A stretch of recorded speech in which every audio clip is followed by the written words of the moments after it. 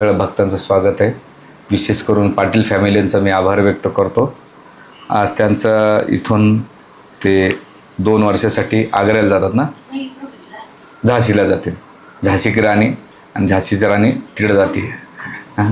झाशी राणी पण ती महाराष्ट्राचीच होती बरं, आणि मग तिकडे लक्ष्मीबाई झाली. तर त्याचा पण वेगळा इतिहास आहे. तुम्ही पण चाललेले आहेत. तुम्हाला पुढील वाटचालीसाठी आमच्याकडून खूप खूप शुभेच्छा. सुख समृद्धी आनंदी भरभराटी करत राहा आणि त्यावर भगवंताची कृपा तुम्हावर तुमच्या परिवार सदैव राहावं एवढीच प्रार्थना. खरं तर संसारात नाही का प्रत्येकजण जसं एक पक्षी राहतो, तो अंड्यांना जन्म देतो आणि ती आई काही काळानंतर ऊब दिल्यानंतर ते पिल्ले बाहेर येतात. अंड्याच्या बाहेर आल्यानंतर ते त्या म्हणजे घरटं असतंय किंवा खोपटं असते, त्याच्यामध्ये ते काही काळ आई काय करते, दाणे आणते आणि आणल्यानंतर त्या पिल्ल्यानं खोलते. हळूहळू ती पिल्ले मोठतात, मग ते पंख फडफडा करतात. मग काळ असा येतो, एक काळ असा येतो की ते पक्षी उडून जातात ज्याच्या त्याच्या माऱ्याला. तसं आपलं जीवन पण असंच आहे की आपल्या आईबापांना आपल्याला लहानाचं मोठं जन्म करतात. लग्न झाले की ज्याच्या त्याचा संसार घेऊन मुलं वेगळीकडे, सुना आपलं लेकी वेगळीकडे, त्यांचे मुलं वेगळीकडे, तो परिवार असा विभागला जातो. म्हणजे हा परिवार पण विभागला जातो. आपण ज्या सोसायटीत राहतो ती सोसायटी पण विभागल्या जाते. काही काळ येतो जसं आपला हा परिवार कसा रेल्वेच्या डब्यासारखा आहे. आता काल मी जवळगावला कथेला गेलो होतो, तर रेल्वेत सगळे गप्पा मारतात, बसल्या बसल्या जसं स्टेशनाला उतरून जातो तसंच आपण सगळे एकत्र येतो. काही काळ राहतो, आनंदाने गप्पा मारतो, सुखदुःखात भाग होतो. पण ज्याचा डेस्टिनी आले की तो तिकडे जातो, पुन्हा कधी भेटवं नाही. तुम्ही आता तिकडे 2 वर्ष जातात, इकडे लोक विसरून जातात, इकडे लोक तिकडे विसरून जातात. हा जगाचा नियमच आहे. तिकडे गेले की तुम्हाला नवीन लोक भेटतात, यांना नवीन लोक भेटतात. तर ह्या गोष्टीवर मी विचार करतो की जीवनाचा प्रवास आपला असाच आहे की ह्या जगामध्ये आपण लोकांना एकत्र येतो, भेटतो आणि काही स्नेहसंबंध होतात आणि मग काही काळानंतर निघून जातात. तसं जीवात्म्याचं पण तसंच आहे. तो की 84 लक्ष येऊनंतर तो जन्माला येतो आणि आल्यानंतर तो या परिवाराला आपलंसं मानतो. माझी बायको, माझा नवरा, माझे मुलं, माझे आई वडील, माझे बहीण भावंडं, आणि काळानुसार तो एकत्र स्नेह, ममता, त्याच्याप्रती प्रेम करत राहतो आणि त्याला असं वाटतं की हे सगळे शाश्वत आनंदी आहेत आणि आपण कायमस्वरूपी याच्यासोबत राहणार आहे. पण काळाचा प्रभाव जसं इथं तुम्हाला तुमच्या प्रभूजीला गव्हर्नमेंटचं हे आलं बा की तुम्हाला झाशीला जायचं आहे, तुम्हाला तुमचं बाळबिस्तर उचलून तिकडं घेऊन जावं लागलं. कारण पोटाची उदरनिर्वाह जाण्यासाठी तर जावं लागेल. तिथे तुमच्या आई माझी इकडे, माझे वडील इकडे, तर माझे नातेवाईक इकडे, ते चालणार नाही. ज्याच्यासोबत लग्न झाले त्यासोबत जावं लागतं स्त्रीला, तिचं बिचार हे. तसं आत्म्याचं जसं तुमच्या कर्मानुसार तुम्हाला तिकडे नेलं, तसं जीवात्म्याचे कर्म पण नाही का त्याचे गंतव्य ठरवत असतं. म्हणून भगवंत गीतेमध्ये म्हणतात की प्रत्येक व्यक्ती त्याच्या कर्मानुसार तिकडे जाणार आहे. आजचा जो टॉपिक मी घेतला आहे, जेव्हा विचार करत होतो की ही जी प्रकृती, याला गुणमयी म्हणतात. भगवंत गीतेच्या 7व्या अध्याय म्हणतात दैवी हेश गुणमयी मम माया दुरत्या मामेव प्रपदंते मायामय तरंते. माझी मायाशक्ती अतिशय दुस्तर आहे, हिला पार करणं खूप कठीण आहे, कारण गुणमयी आहे. दैवी हेश गुणमयी मम माया दुरत्या ही अतिशय कठोर आहे. पण मामेव प्रपदंते मायामय तरंते, ते जो मला शरणागत येतो तो सहज पार करू शकतो. मग ती गुणमयी शक्ती काय, तर 3 गुण आहेत, सत्वगुण, रजगुण आणि तमोगुण. आणि 3 गुणामुळे काय करतो, तो कार्य करीत असतो. मग भगवंत गीते म्हणतात प्रकृती क्रियमानाने गुणे कर्माने सर्वशा अहंकार इमुडात्मा करता मिती म्हणणे.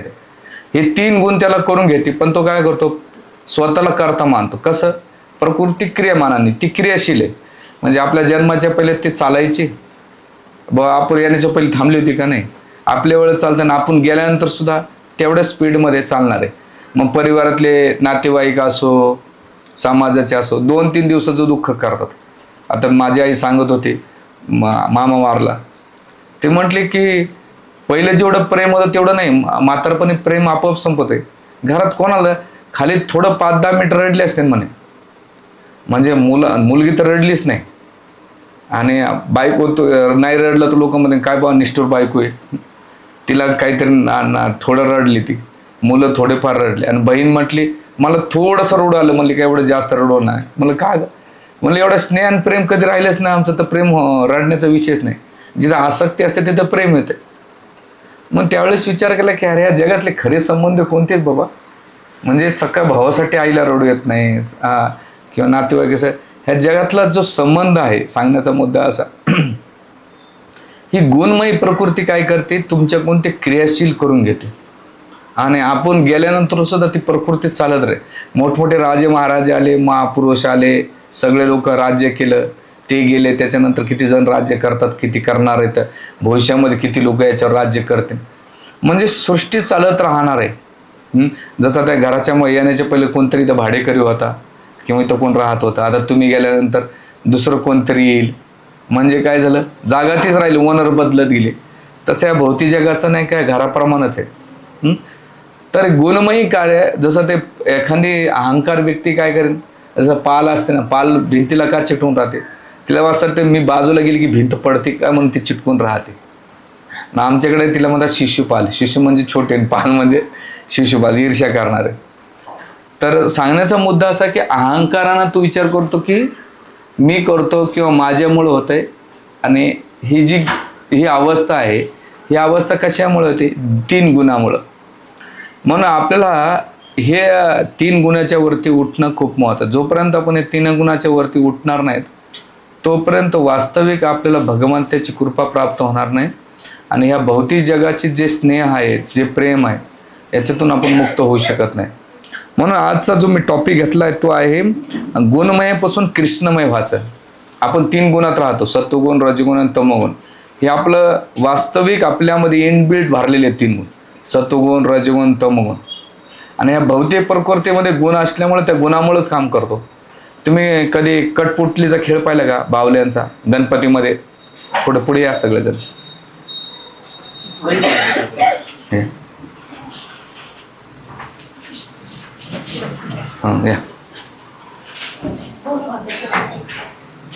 या प्रभूजी या पुढे, इकडे या पुढे. मला लोक एवढे घाबरतात. आजा वाईट. अच्छा, हरे कृष्णा कृष्ण हरे राम,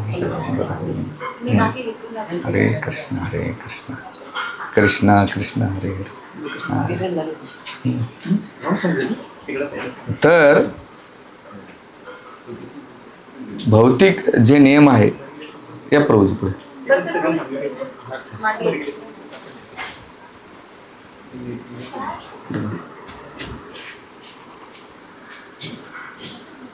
हां, तर हे जे 3 गुण आहेत, 3 गुण नाही का आपल्याला काय करतात, बाहेर निघण्यासाठी मदत.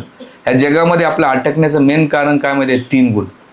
म्हणून आजचं प्रवचनात टॉपिक असणार आहे गुणमय से कृष्णमय बनव.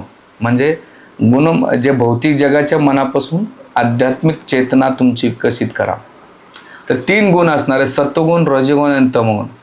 आता सत्वगुणामध्ये जे लोक येतात ते सत्वगुणाचं कार्य करतात, जे रजगुण आहेत ते रजगुणाचं कार्य करतात, आणि जे तामसिक आहे ते तामसिक करतात.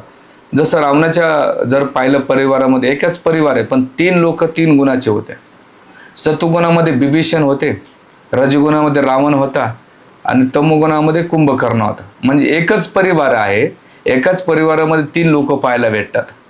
जसं रामलीलेमध्ये पण आपण पाहू शकतो की जी मंत्रा आहे ती तमोगुणाची येते, आणि काही ती रजगुणाची येते. कसं, तिला काहीतरी पाहिजे होती, आणि तमोगुण असल्यामुळे भांडण लावतात. आणि सत्वगुणाचं कसं की कौशल्या, सुमंत्रा, सुमित्रा, तो सुमंत्र, किंवा जे भगवंताचे अनन्य भक्त आहेत हे सत्वगुणाचे आहेत. म्हणजे परिवार एकच असेल पण गुण वेगळे वेगळे असू शकतात. जसं आपल्या घरामध्ये काही जण नुसते चिडचिड करत राहतात, असं समजायचं हे रजगुणाचं आहे. काही जण किती भांडण तंटे करू देत, सत्वगुण, ते कधीच चिडचिड करत नाही. जसं आमच्या मंदिरामध्ये अखिलेश्वर राम प्रभू, म्हणजे मी त्यांना अखिलनाथ प्रभू, म्हणजे त्यांना 20-25 वर्ष, म्हणजे 20 वर्ष झाली, तरी तेव्हापासून मी बघतो त्या माणसाच्या कधीच राग आलेला शब्द किंवा राग कधीच पाहिला नाही त्याच्या चेहऱ्यावर. म्हणजे कोणी किती चिडून बोलू द्या, एकदम शांत, अरे होईन रे, काळजी करू नको, चालत राहत आहे, एवढं काय चिंता करायची गरज आहे, दे ना सोडून, होतंय. अरे म्हटलं एवढं मोठं भांडण चालून हा माणूस काय म्हणतं, चालत राहत, नॉर्मल आहे. म्हणजे त्यानं ते सत्वगुणात एवढे सत्वगुण आहे की ते रजगुण तमोगुण सुद्धा त्याचा प्रभाव पडत नाही. आणि जे थोडे सत्गुण असतं ते थोडंसं रजगुणाच्या संपर्कात गेले की ते ॲग्रेसिव्ह होत जातात.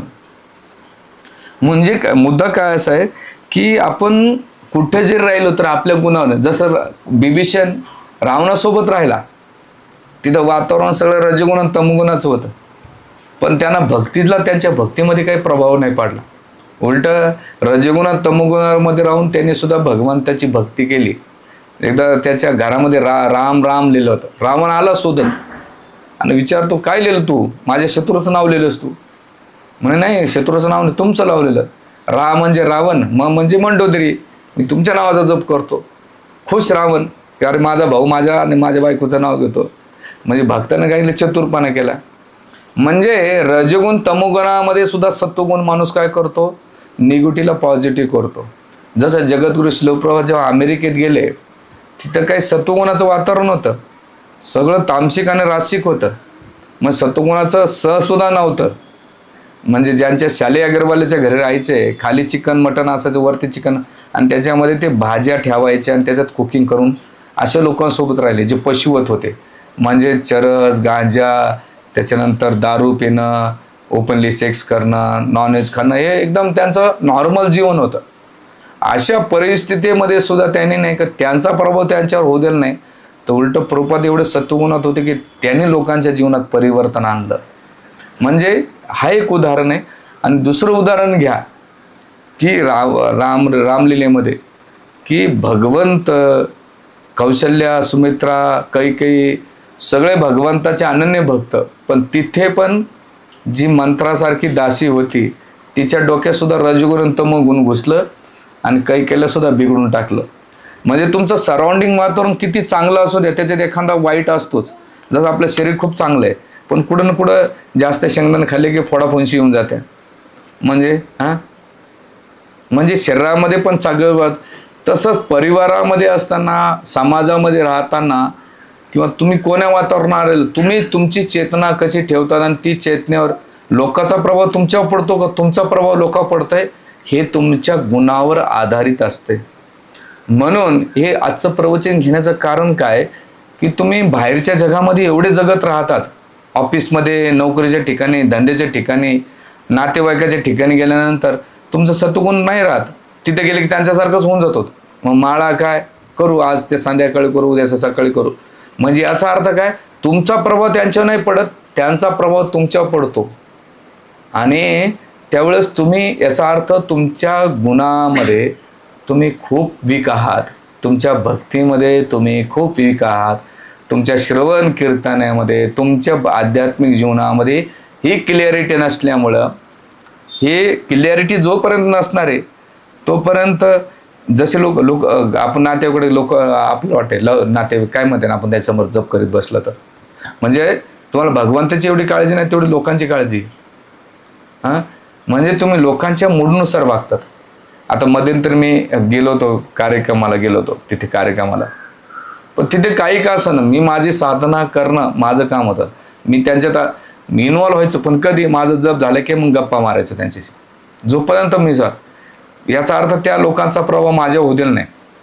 माझा झालं की नाही झालं त्यांची त्यांना माहीत.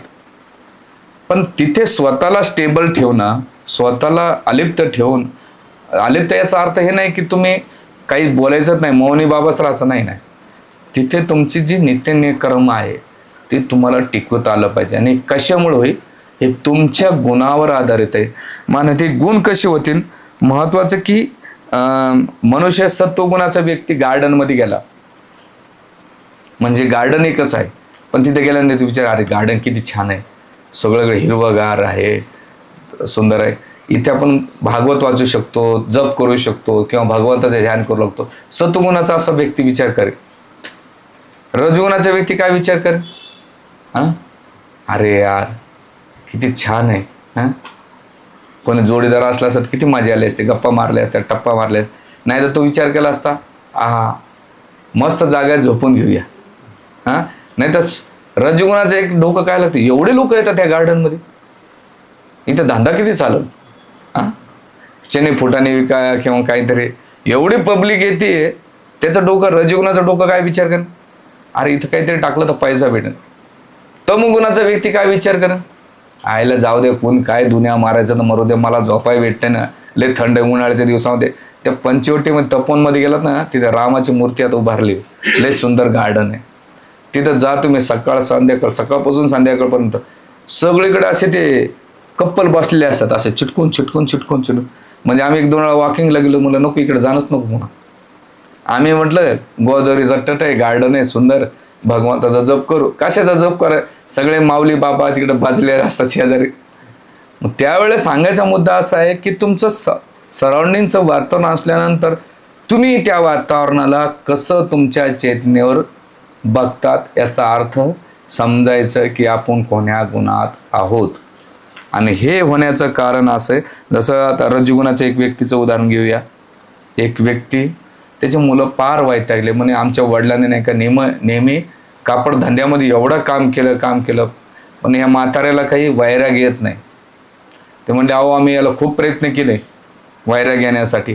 तो नेहमी असं काय करायचा, झोपेत असलं तरी असा कपडा मोजायचा हातभर, म्हणजे असं पट्टी घेऊन, पहिले असायचं ना हातभर, तसं रात्रचं बी असंच करतो म्हणायचं म्हातारं. म्हणजे येळवेळ ते झालं. तर त्या पोरानं कसं तरी म्हणले जा तुम्ही घेऊन.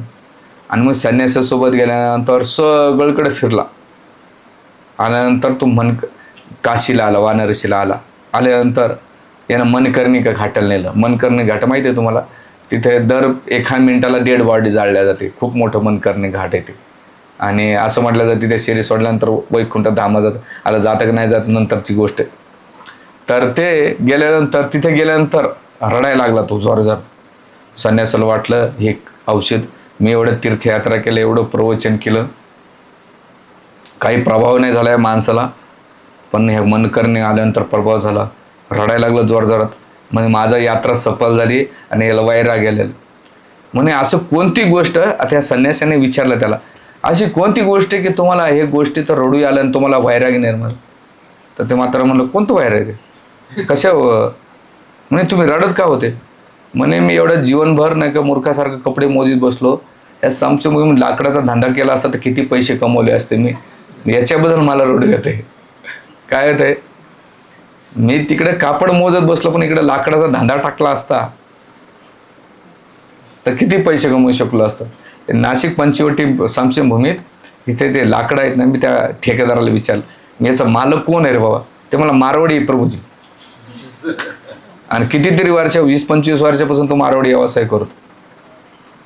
2 बॉटल्या राखल, 4 गावऱ्या, 5 गावऱ्या आणि लाकडं बरोबर 7-8 किलो देतो, म्हणजे तो मोजून देत असतो.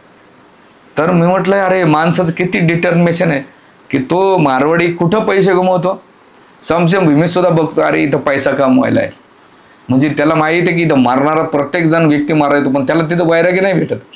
तो काय विचारतो, मारण्यामध्ये सुद्धा याला काय म्हणतात रजगुणी मेंटॅलिटी. आणि जे तमोगुणी व्यक्ती आहे तो तमोगुणी काय करतो, नशामध्ये, नशा कोणती, पैशाची, धनाची, पदाची, रूपाची, गुणाची, किंवा आपल्याकडे जी उपलब्धी आहे याच्यामध्ये राहतो, ते तमोगुणाचं लक्षण. आणि मग हे 3 गुण तुम्हाला नेहमी त्या कुटपुटलीसारखे नाचवतात. आणि आपण वाटतं यार मी तर खूप प्रयत्न होतो, पण नाही. आता याला कारणीभूत काय आहेत, काही गोष्टी येतात. पहिली गोष्ट आहे तुमचं व्यक्तिमत्व, हे पहिले तुम्हाला पारखावं लागेल की अरे बाबा मला कोणती जगातली गोष्ट स्वतःचं माझं व्यक्तिमत्व काय आणि कोण्या गोष्टीनं मी जास्त प्रभावित होतो, मी कोणत्या सराउंडिंगचा इफेक्ट माझ्यावर होतो, माझ्या मनावर, माझ्या कार्यावर, माझ्या चेतनेवर. पहिले तुम्हाला स्वतःला आयडेंटिफाय करावं लागणार आहे. जसं बिभीषणाने काय केलं, रावणासोबत राहिला पण त्याने स्वतःची आयडेंटिफाय वेगळी ठेवली. जेव्हा ब्रह्माजीला 3घांना तपस्या केल्या, 4ही बहीण भावंडांनी केल्या, रावण, कुंभकर्ण, बिभीषण, शूर्पणखा. पण हे सगळ्यामध्ये केल्यानंतर रावणानं काय सांगितलं, मी मानवाधारी मूर्ती येणार नको. त्याने तसं रजगुणाची. कुंभकर्ण काय म्हटला, झोपीचं वरदान मागितलं, त्याच्यात वाग्देवी म्हणजे सरस्वतीने म्हणून. पण त्या अवस्थेमध्ये सुद्धा ब्रह्माजीकडे जाऊन त्याने काय केलं की माझं मती माझी धर्मापासून विचलित नको व्हायला. म्हणजे त्या तुमच्या सराउंडिंगला वातावरण कसं जरी आलं त्या सराउंडिंगच्या वातावरणाचा इफेक्ट बिभीषणनं होऊ दिलं नाही, स्वतः अलिप्त ठेवलं. जसं शिलप्रबंधाचं उत्तरण पर जेव्हा त्यांचे गुरुबंधू सांगायचे की तुम्हाला काट्या चमच्यानं खावं लागेल किंवा तुम्हाला तिथला अमेरिकन ड्रेस घालावा लागेल, प्रभुपाद म्हटले मी त्यांचं ऐकण्यासाठी जात नाही, माझं मी त्यांना ऐकत चालवलं. मी काट्या चमच्यानं खाणार नाही, मी काय खाईन, डाळ भात हातानंच खाईन. ते म्हणले तुम्हाला नॉनव्हेज खावं लागेल, मी नॉनव्हेज पण नाही खाणार म्हटलं. प्रभुपाद एवढे स्ट्रॉंग होते की त्यांच्या संपर्कात आलेला व्यक्ती बदलला. आणि आपण असे भक्तीत आल्यानंतर एवढ्या वर्षानंतर सुद्धा की आपण एवढं तत्वज्ञान ऐकतो, एवढं प्रवचन ऐकतो, पण घरातलं एखादं वातावरण बिघडलं की लगेच आपल्या मनावर तेवढा प्रभाव होतो. नातेवाईकात होऊ द्या, भावबंदकीत होऊ द्या किंवा देशामध्ये, राजकारणामध्ये, समाजामध्ये लगेच प्रभाव आपल्या कार्यावर पडतो. याचे अर्थ काय की आपली स्वतःची आयडेंटिटी आपल्याला पहिले करावं लागेल की अरे माझी आयडेंटिटी काय, मी रजगुणा का तमोगुणात तर सत्वगुणात आहे. सत्वगुणाचा माणूस प्रभावित होणार नाही, पण रजगुणाचा माणूस आणि तमोगुणाचा माणूस प्रभावित होईल. अशा अवस्थेमध्ये मला पहिली ओळख करायची आणि आयडेंटिटी एकदा क्लिअर झाली, मग माझ्या आयडेंटिटीनुसार आता मला काय करावं लागेल. मी रजगुण तमोगुणात आहे ना, मग मला सत्वगुणात येण्यासाठी मला काय काय करायचं ते पहिले तुम्हाला करणं गरजेचं आहे. मग त्यासाठी पहिली गोष्ट म्हणजे व्यक्तिमत्व, की तुमचं भोजन कशा प्रकारचं आहे. कारण की ही व्यक्ती बनण्यासाठी भोजन खूप महत्त्वाचं आहे. काही जण भोजन खूप तामसिक किंवा रासिक भोजन करतात, तर तशीच वृत्ती बनती माणसाची आणि मग आपला आहार पण प्रभाव करतो. म्हणून मागे एक मी प्रवचन दिलं आमच्या काउन्सिलिंग ग्रुपला, आहार शुद्ध व सत्वशुद्धी, सत्वशुद्धी स्मृतिर्लाब्धा. आहार जर सत्वगुणात राहिला तर काय म्हणून आहार शुद्ध सत्वशुद्धी, सत्वशुद्धी होईल. सत्वशुद्धी स्मृतिर्लाब्धा, तुमची बुद्धी होईल. म्हणजे आहार जर सत्वगुणात असेल तर तुमचे सत्वगुण, आहार रजगुणात राहिला तर रजगुणाचा गुण होईल आणि तमोगुणाचा आहार घेतला तर तमोगुण होऊन जाईल. म्हणजे आहारावर प्रभाव पडतो. सेकंड तिसरी गोष्ट कपडे. कपडे सत्वगुणाचेच असले पाहिजे, एकदम भडक भडक असं डोळे दिपणारे किंवा आता सण गेला एक लेटेस्टमध्ये, म्हणजे असे भडक तर लाल कलरचे, ब्ल्यू कलरचे किंवा नाही, सत्वगुणाचे आपण वस्त्र धारण केले पाहिजे, जे स्वतःच्या शरीराला बी चांगले राहते आणि आपल्या कार्याला. म्हणून बघा लोक कोणी वारलं पांढरे कपडे घालते, तिथं असे झगमग फसन घालत नाहीत. फॅशन शोला जा, कोणाचे कपडे लटकलेले असे पोत्र्यासारखे वेगवेगळ्या प्रकारचे कपडे घाल, कारण तिथं रजगुण तमगुण असतं आणि तशी ती भावना निर्माण होते. म्हणून तुमचे वस्त्र असले पाहिजे. तिसरं म्हणजे तुमच्या सवयी काय आहेत, म्हणजे तुमच्या बोलण्याच्या सवयी आहेत, तुमच्या व्यवहाराच्या सवयी आहेत, तुमचं डीलिंग करण्याच्या सवयी आहेत. ह्या सवयी पण प्रभावित पाडतात कधी कधी. काही जणाला सवय असते, प्रवचन ऐकलं की तो बाहेर जाऊन नाही का सत्वगुणाचा असेल म्हणे, अरे आजच्या प्रवचनामध्ये हे पॉईंट खूप सांगितले, त्याला काय म्हणतात, अरे हां ह्या गोष्टी मी घेतल्या. रजगुणाचा व्यक्ती काय करेल, काय फायद्याचं नाही, आज काही मला इंटरेस्ट नाही. तमोगुणी म्हणेन काय, हे पॉईंट चुकला, श्लोकाचं उच्चारण नाही जमलं किंवा असा पॉईंट नव्हता, तसा पॉईंट पाहिजे होता.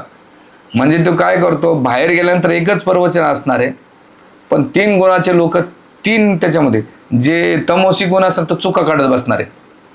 प्रभूजीला काही काम धंदे नाहीत, येतात आठवड्याला त्रास देतात आम्हाला, आमच्या घरात आम्हाला परिवाराचं बघावं लागतं, सासू सासऱ्याचं बघावं लागतं, आई वडिलाचं बघ, नोकरी बी करायची असते, त्याच्यात तुमच्या 16 माळा वाढायच्या, कांदा लसण खायचं नाही, चहा कॉफी खायचं नाही, कुठं दरवेळेस सत्संगाला जायची गरज आहे. हा काय रजगुण तमोगुणाचा व्यक्ती आहे. सत्वगुण म्हणेन काय यार जाऊ दे, मी तर आज काही प्रवचन ऐकलं नाही, झालं पाहिजे, माझी बॅटरी डिस्चार्ज होत चाललेली, मी जाऊन ऐकलं पाहिजे. म्हणजे महत्त्वाचं की एकच कार्य आहे, पण तुमची चेतना तसं ते तसे विचार करतात. म्हणून सवयीला बदलणं, आणि मग त्या सवयी कसे बदलतील की माझ्या भक्तीसाठी अनुकूल काय आणि प्रतिकूल काय हे आपण टाळलं पाहिजे. आता प्रजल्प करणं, बडबड करणं, ते पण भक्तीला आदतच असते ना. काय जण खूप बडबड. आता मी जिथं कार्यक्रमाला गेलो होतो जळगावला, अशा गप्पा मारत बसता बाबा, ते एक तर भाषा काही कळत नाही ती, तडे मायनं महाराजांना खाऊच ना. मग आता म्हणलं काय खाऊ घालती बाई, असं तर मग त्या अशा गप्पा मारत बसल्या. आणि मी म्हटलं का आजी जप करीत बसा ना, काय रे भाऊ, असं रागानं पाहायला लागल्या. म्हणजे त्या भले त्या मंदिरात बसल्यात, पण त्यांच्या विषयाचं काय चालू आहे?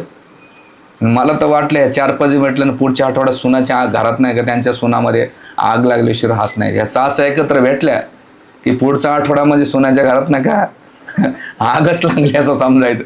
कारण की माझी सून अशी करते, तुझी सून अशी करते, बाई मी असं केलं बरं, म्हणजे असे एकूण एकाच्या काढा लावतात आणि होतात.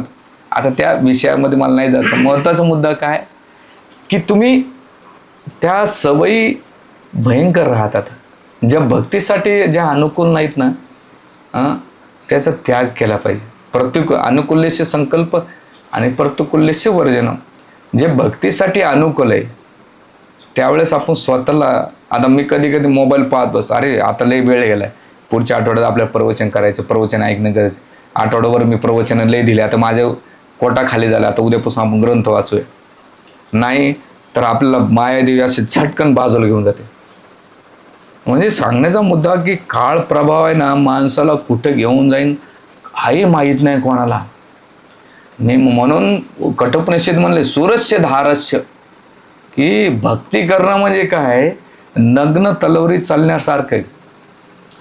मग आपण जेवढं सावध होऊन नाही का एक कार्य करू तेवढं आपण भक्तीमुळे टिकू. आणि ती भक्ती टिकण्यासाठी आपली साधना चांगली पाहिजे. सकाळी उठलं पाहिजे लवकर.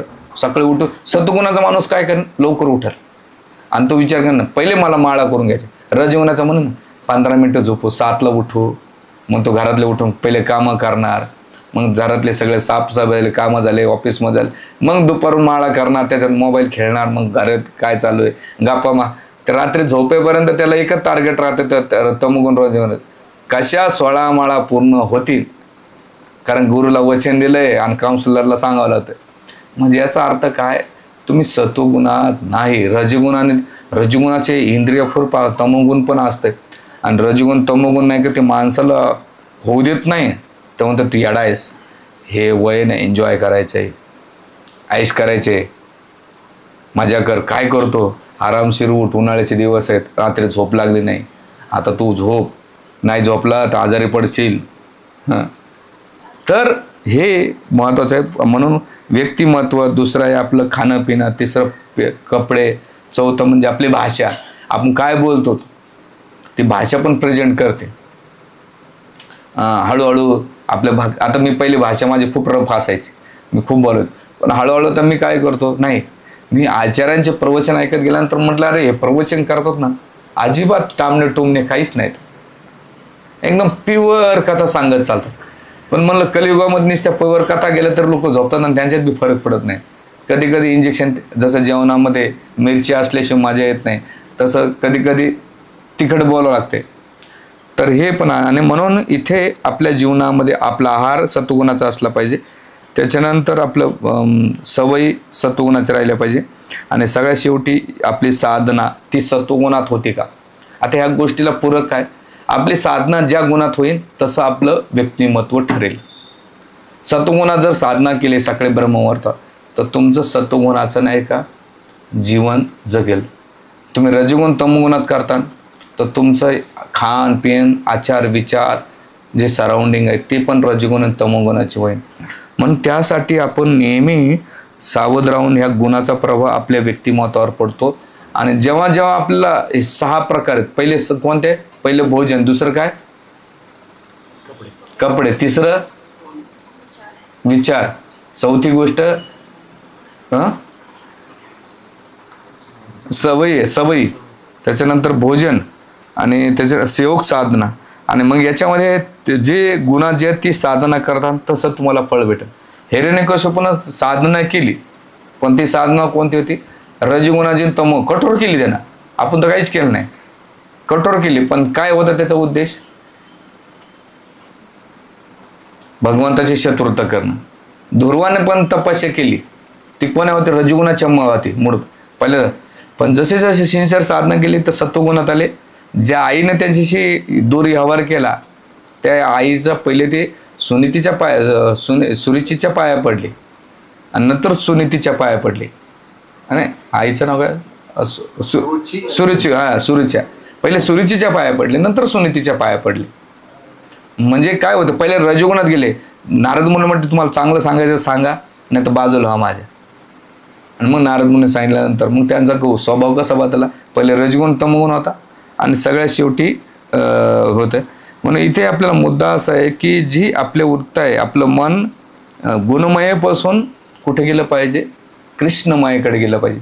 आपल्या साधनेचं फळ कशात आहे, भगवंताच्या चेतनेमध्ये किंवा म्हणून इस्कॉनचं नाव काय आहे, आंतरराष्ट्रीय कृष्ण भावना अमृत संघ. आंतरराष्ट्रीय काढून घ्या, पहिले काय, कृष्ण भावना अमृत संघ. जो कृष्णेच्या भावनेमध्ये राहतो त्याला अमृत प्राप्त होतं. अमृत कोणतं, 3 प्रकारचे अमृत असतात. एक अमृत म्हणजे स्वर्गात जाणारं, दुसरं आहे नामामृत, तिसरं आहे कथामृत, चौथा अमृत आहे चरणामृत. हे अमृतच आहे. पण सत्वगुणाचा माणूस कथा अमृतमध्ये रमतो, नामा अमृतमध्ये रमतो, चरणामृतमध्ये रमतो, त्या भोगाच्या अमृतामध्ये रमत नाही. म्हणून कृष्ण भावना भावित व्यक्ती होणं, आणि कृष्ण भावना भावित व्यक्ती झालं की आपण ज्याची भक्ती करतोय, ज्याला आपण इष्टदेव मानतोय, त्याचे विशुद्ध सत्वगुण आपल्यामध्ये येतात. जेव्हा तुम्ही भगवंताचा भोग लावून खातात तर तो प्रसाद म्हणून जेव्हा खातात तर तुमच्यामध्ये आपोआप सत्वगुण विकसित होईल. जेव्हा तुम्ही ते भगवंताला भोग न लावता तर रजगुण तमो खाणार तर तुमचा आहार होईल. म्हणजे तुम्ही जे आहार खातायत, 10-13 लोक जेवत का नाहीत माहिती आहे का, त्यांना असं वाटतं भूतप्रेताला ते जो वारला त्याला अर्पण करतात. नाही, खरं आहे. तेव्हा तुम्ही भगवंताला भोग लावलं की तो प्रसाद होतो. कारण तो विठ्ठल रुक्मिणी असो किंवा सीताराम लक्ष्मण असो किंवा जगन्नाथ बलदेव असो किंवा राधाकृष्ण, जेव्हा तो प्रसाद म्हणून तुम्ही खाल्ला तर तिथं भूतप्रेतच होत आहे. पण तो पेशिक 10-13 बनल्यानंतर लोकांना मोराड, अरे भूत शिरतं काय द्यायचं, भूत शिरत नाही. भूत आपल्या चेतनेत आहे आणि त्याच्यात बी भगवंत म्हणतात, यज्ञान शिष्टानं संतो मुच्यंते सर्व किलबिषे भुजंते अगम पापा ये पच्यंते आत्मकारण. जो यज्ञाला प्रसाद अर्पण करतात, यज्ञ म्हणजे भगवंत, ते काय सर्व किलबिषे सगळे नाश होतं. पण जो यज्ञाला अर्पण न करता काय होतंय, तो पापच भक्षण करतो. म्हणून आपण आपल्या जीवनशैलीला असं बनवलं पाहिजे की आपल्याला भगवंताच्या भक्तीमध्ये टिकून राहण्यासाठी, नेहमी भगवत भक्तीमध्ये राहण्यासाठी रजगुण आणि तमोगुणापासून वरती उठून आपण काय केलं पाहिजे, सत्वगुणाचा विकास केला पाहिजे. आणि जेव्हा आपण सत्वगुणाचा विकास करू तेव्हा आपल्याला ज्या भक्तीच्या गोष्टी आहेत ना त्या सोप्या जात्या. नाही तर रजगुण माणसाला नाही, कारण तमोगुण माणसाला कठीण जातं भक्तीचा मार्ग. पण सत्वगुणाच्या माणसाला भक्ती सोपी जाते, त्याला ग्रंथ वाचायला सोपे जातात, जप करायला सोपा जातो, भक्ताच्या सत्संगाला यायला सुद्धा सोपं जातं. म्हणजे त्याचं वातावरण असं सत्वगुण बनलेलं असतंय की भौतिक जगाचा त्याला प्रभावच पडत नाही. त्याला रजगुण तमोगुण खेचूया. रजगुणाचा व्यक्ती काय करेल, चला टी व्ही पाहूया किंवा IPL मॅच चालू आहे. आता कोणत्या मॅच चालू झाले का त्या, हां चालू आहे, अपडेट आहेत भाऊ तुम्हाला. हां, म्हणजे रजगुण तमोगुण आहे. हां, आणि दुसरं आता लग्न सराई चालू आहे. म्हणून प्रभूजी आता नसणार इथं लग्नामध्ये भारी भारी आयटम आहे. पहिले स्टार्टअप आहे, पाणीपुरी, चायनीज आहे, त्याच्यानंतर फूड्स आहेत भरपूर, कुल्फी आहे, त्याच्यानंतर पनीर आहे, टिक्का आहे. बापरे, एवढे आयटम. आपण नाही खाल्लं तर पाहुणे नाराज नको व्हायला. मग घेत आणि एक दिवस खाल्लं काय फरक होतं, कांदा लसण काय फरक, औषध किती राहते थोडं. आमच्या एका भक्ताचं पोट साफ होत नव्हतं, डॉक्टरने एवढीच गोळी दिली त्याला, पिवळ्या कलरची. पिवळे का असं, सकाळी सौम्य युरेशनच झालं भाऊचं. काय झालं, पोट साफ झालं. त्यावेळेस एक विचार केला, एवढीशी गोळी एवढ्या शरीराला हलवती की एवढी गोळी जुलाब लागलेल्या व्यक्तीला जुलाब बंद करते. म्हणजे तुम्ही कोणत्या प्रकारची गोळी घेतली तर तुमच्या शरीरावर इफेक्ट करते. तसंच तुम्ही कुठं बाहेर खातात, काय बोलतात, कसे कार्य करतात, ते तुमच्या चेतनेवर किती प्रभाव पडतात हे तुम्हाला कळतं का? कळत नाही आपल्याला. आपण सहज करून जातो, जाऊ दे ना, माझ्याकडून काय सहज बोललं गेलं किंवा सहज मी कार्य केलं. नाही रे बाबा, त्याचं कॉज आणि इफेक्ट असतो. कॉज म्हणजे छोटंसं बटन दाबा, इफेक्ट किती, फॅन फिरतो, लाईट पण. म्हणजे कॉज थोडी करा, इफेक्ट मोठा होतो. तसं भक्ती मार्गामध्ये छोटे छोटे कॉज, समजा एखादं मशीन मोठं असेल पण ते मोठ्या मशीन एखादा स्क्रू जर ढिला असेल किंवा स्क्रू नसेल ना, ते मशीन नाही चालू शकत. ते स्क्रू लावला, टाईट केला की ते मशीन बराबर चालते. तसं आपले स्क्रू कधी कधी ढिले होऊन जातात बाहेरच्या वातावरणानं.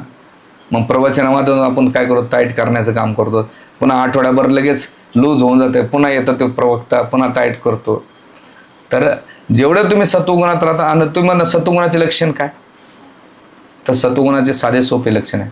तो भगवत भक्तीमध्ये राहतो, चांगलं वागतो, चांगलं बोलतो, चांगलं खातो, कोणाची कपट करत नाही, कोणाचा द्वेष करत नाही, कोणाची निंदा करत नाही. तो आपल्या आग लगे बस्ती में बाबापणे मस्ती में, दुनियादारी काय वाचत होत्या, कुणी गलीत भांडत करीत असेल तरी तो आपल्या दुनियात आनंदी राहतो. म्हणून सांगण्याचा मुद्दा असा आहे की 3 गुणाच्या उठे वरती उठा. आणि जर 3 गुणात नाही उठलं, भक्ती करीत गेलो, तर त्या भक्तीमुळं काय होईल, भगवंत 3ऱ्या स्कंधामध्ये माता देवतीला 3 गुणाची भक्ती सांगतात. सत्वगुणाची भक्ती करताना वैकुंठ लोकात जातात, रजगुणाची भक्ती करताना ध्रुवासारखी तर भौतिक ऐश्वर्य तुम्हाला भेटन जप करताना, आणि तमोगुणाची भक्ती भेटेल, फायदा होईल. पण तमोगुणाची भक्ती कोणासारखी आहे, जी आहे दक्ष प्रजापती. तो भगवंताचं दर्शन झालं होतं, पण त्याने कोणाचं निंदा केली, शिवजींची निंदा केली. आणि मग शिवजीनं त्याच्या गणाने त्याचा वध केला. पुढे पुन्हा जन्म घेतला, पुन्हा 10,000 पुत्रांना जन्म दिला, पुन्हा 1,000 पुत्रांना जन्म दिला. पुन्हा नारद मुनीशी भांडले की अरे माझ्या मुलांना तो वैराग्याचं काहीच माहीत नव्हतं, तू ब्रह्मचारी बनवला, तू एका ठिकाणी कधीच भटकणार नाही. आचार्य तिथं म्हणतात, जरी मागच्या जन्म त्यानं वैष्णव अपराध केला होता, दुसरा जन्म बदलले तरी वैष्णव अपराधाचा प्रभाव त्याच्यावर काही चुकला नाही. तरी भगवंताचं दर्शन झालं, भगवंतानं आधी सांगितलं की तुम्ही सगळं करा. हे 3 गुणाचे लोक भक्ती आहे. सत्वगुणाची भक्ती कोणाची, प्रल्हादाची आहे. रजगुणाची भक्ती कोणाची, ध्रुवाची आहे. आणि तमगुणाची भक्ती कोणाची असेल तर दक्ष प्रजा. सत्वगुणामध्ये पृथ्वी महाराजाचं पण उदाहरण येते की पृथ्वी महाराज किती स्वतःचा विचार न करता ते भगवंताचा आणि वैष्णवांचा विचार करू लागले. अशा पद्धतीनं आपण आपल्याला स्वतःला पारख करायची, आणि आपण ज्या स्तरावरून आहोत त्या स्तरावर आपल्याला कुठं जायचं आहे हे आपण स्वतः विचार करून चिंतन मनन करून आपल्या जीवनात परिवर्तन आणायचं. आणि हे जर तुम्ही आता सिरियसली नाही केलं तर येणारा काळ, आपण एकदा वेळ निघून गेली तर आपल्याला ती गोष्ट साध्य करायला आपल्याला भेटणार नाही. खाली आपण भक्तीमध्ये काय होईल, आपला वेळ निघून जाईल, मग आपल्या हाताला येणार नाही. मग राईट टाईमवर राईट डिसिजन घ्या. तर तुमच्या शरीरात ताकद आहे, तुमचं शरीर मजबूत आहे. आणि स्थलांतरित तर सगळ्याला व्हायचं, जसं पाटील माता स्थलांतरित होत आहे झाशीला, तसं आपल्याला पण एक दिवस स्थलांतरित होणार आहे. पण तुमचं गुण तुम्हाला तिथे नेणार आहे. रजगुणात राहताना तर स्वर्गात जातान, सत्वगुण असेल विशुद्ध सत्वगुण वैकुंठ जातान, तमोगुण भक्ती करत असेल तर पुन्हा इकडे यावं लागणार. म्हणजे मनमाड जंक्शन आहे. मग कोणी भुसावळला जायचं, कोणी संभाजीनगरला जायचं, कोणाला पुण्याला जायचं. तुम्ही कोणती ट्रेन पकडणार आहे त्या जंक्शननुसार ते तुमचं गंतव्य ठरणार आहे. आणि तुम्हीच आहे तुमच्या जीवनाचे शिल्पकार.